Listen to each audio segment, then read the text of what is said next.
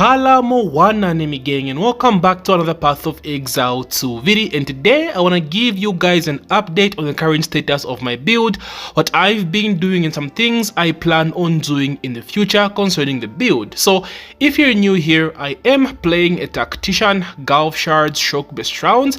However, the idea I had was to run two different companions, taking advantage of double buffs or double auras and all the benefits that come with running companion mods, as well as trying to get my companions to hit as hard as possible. So let me talk about the companions first in a bit. So companions, from what I've come to learn, are just not worth investing in. I don't think companions are really good right now, at least running through Tactician. Like, if you want your companions to hit hard, I don't think it's possible unless you are running a witch or unless you are running a pure minion build. Now, Tactician, I'm able to run two different companions on Tactician because the Tactician has a node that halves my spirit costs. So all my spirit costs are super cheap, basically 50% cost. So for example, I run Trinity, which is usually 100 spirit cost, which is a lot, but Tactician, it only costs 50. So with that said, I have a lot of spirit to spare, and so I thought to myself, okay, let me try to run duo companions and just see how this build works.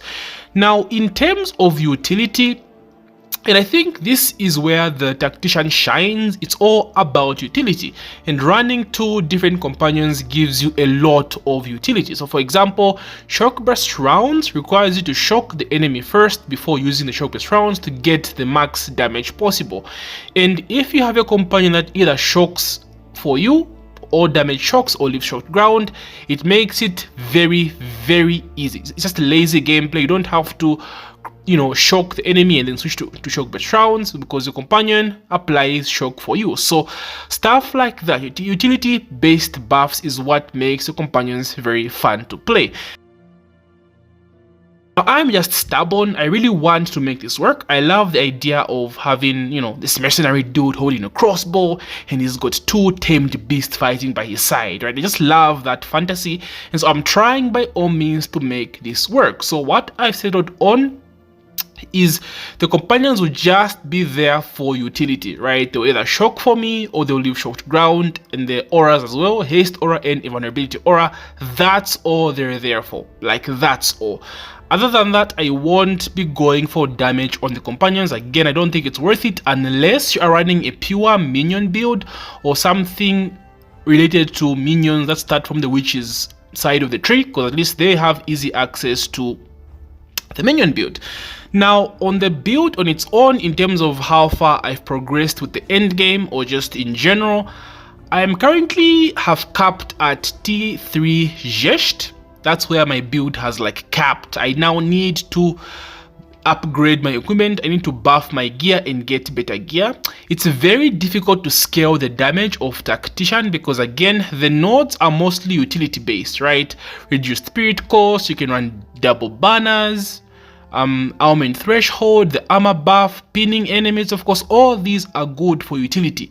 You don't have any nodes that give you like a raw damage buff, like, you know, freaking Amazon or Ritualist or even the Leech. It's not that way. Even like Witch Hunter with the exploding node of exploding bodies or dead corpses, you don't have the luxury of having damage nodes on this ascendancy, so it's all about utility.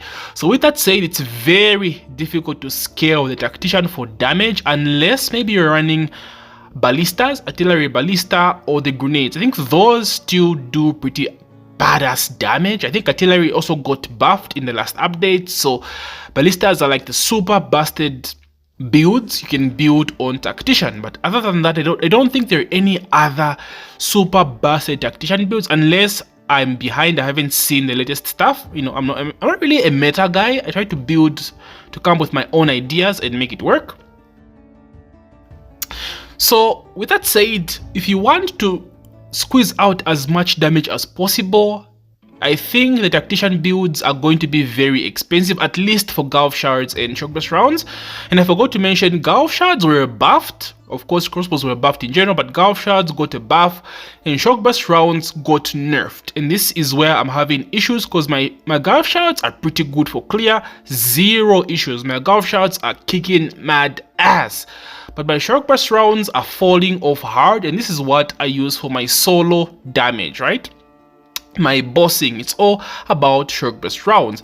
So like I said, I capped at tier 3 Zest. I was able to clear the breach, but like I just don't do that much damage. But I don't want to do boss mechanics for like 3 minutes, but it's just not worth it. So I need to upgrade my gear. I've already upgraded my crossbow, but I can still do better. I got a 1 divine crossbow, but I can always upgrade. And there are some things I'm thinking of working on. So there is this unique helmet you can get from farming the corrupted Nexus boss. I forgot what it's called, but I'm sure I'll leave a screenshot of the helmet. So it gives you rage, but it reduces your life per second. It gives you rage per second, but reduces your life per second. I think this helmet will work well with Sacrifice. Sacrifice is a spirit gem on the maces section.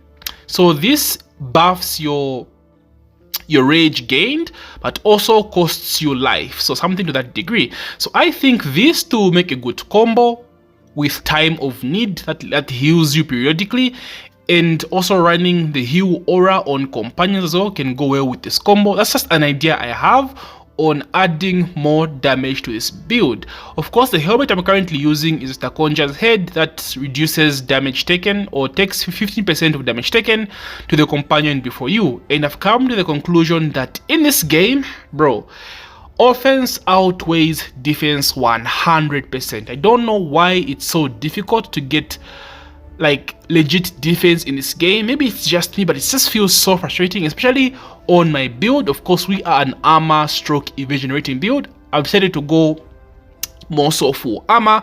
Like, I have 35% damage mitigation, 10% is going to my mana. I allocated I forgot what the passive is called in the tree on my amulet, of course.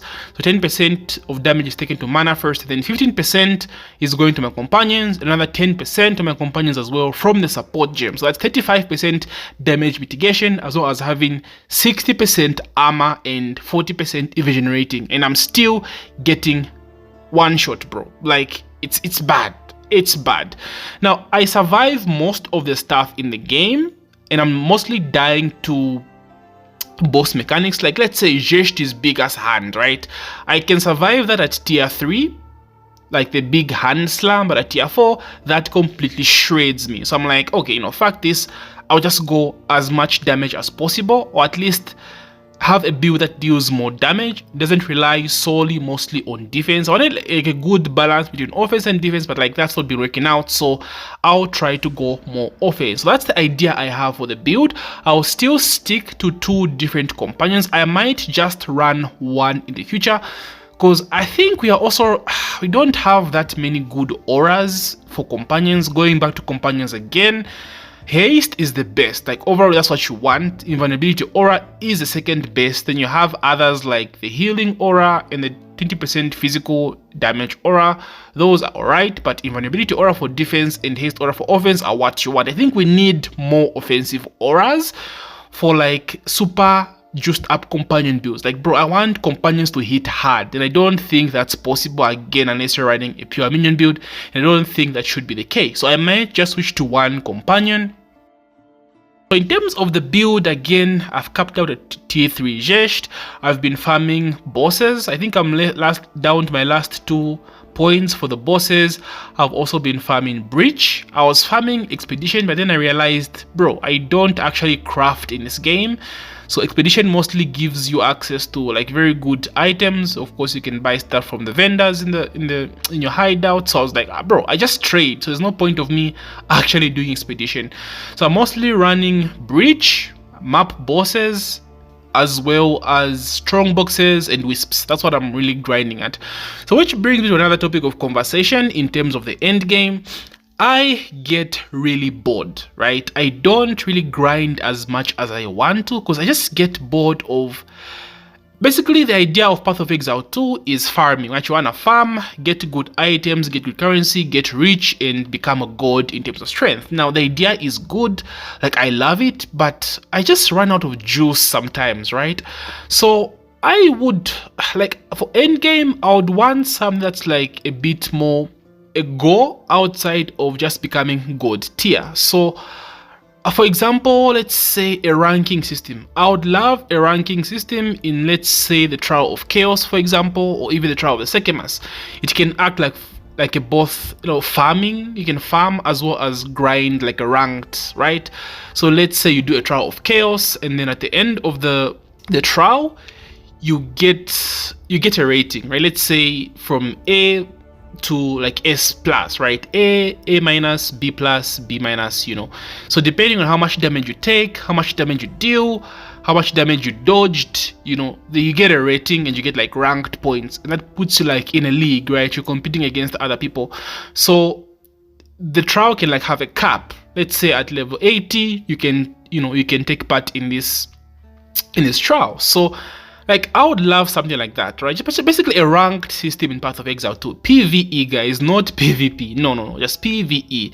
Something I would say, okay, today I just wanna grind ranked, Trial of Chaos ranked. That would be fun. Now, that's just me before guys blow me up.